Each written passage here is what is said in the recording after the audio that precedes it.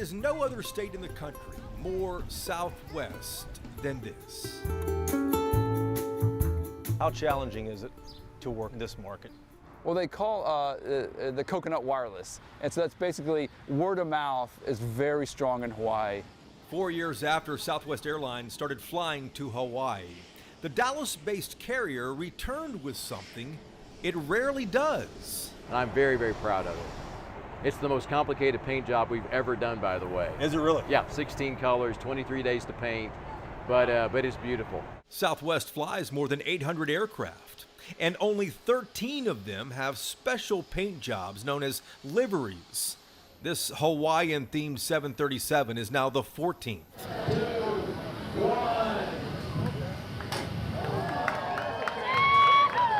And we went along on its maiden voyage to the islands, sitting next to the CEO, Bob Jordan. Hawaiian Airlines still has massive market share. We're just a little bitty Southwest Airlines. Stop it. We no longer are you little bitty Southwest Airlines. we have no desire.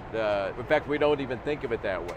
We think about our role in the market, how Hawaii fits into our network. Southwest started here with 4 flights in Hawaii. It now has 90. The majority of them aren't flying across the Pacific. They're flying between the islands. Andrew Watterson is the chief operating officer at Southwest.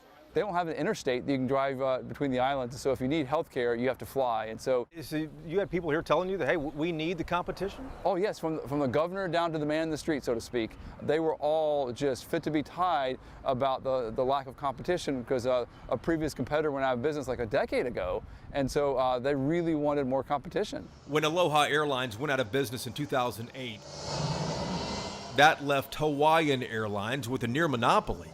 Fares increased, and Southwest saw an opportunity.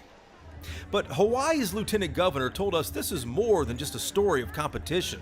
It's really one, she says, of social justice. A lot of these rural areas or a lot of the neighbor islands, they don't have the type of healthcare services that urban Honolulu has. And in order to have major surgery, you need to fly to Honolulu, and it becomes a real social justice issue. Airfare has dropped significantly in the average of sometimes from $150 to about $40. Are low fares enough to attract locals to Southwest Airlines? They're enough for me. Low fares are enough for me, but... Paul Brubaker is the chief economist at the Bank of Hawaii. Frank Haas there is a management consultant. How do locals look at Southwest Airlines? I think they're seen as the new kid, but they see the benefit of having the new kid around. For the consumer, it's probably all good. But it's important to remember there's always a tension between Kama'aina and Malihini, right?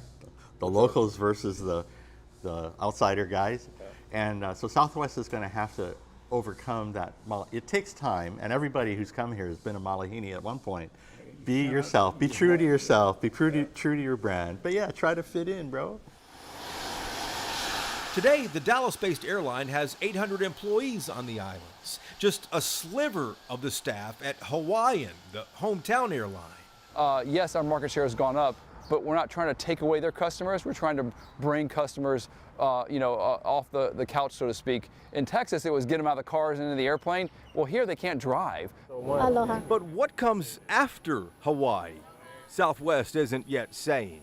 Over the next 12 to 18 months, though, the airline does say it will add more flights to destinations it already flies, restoring what it reduced during the pandemic,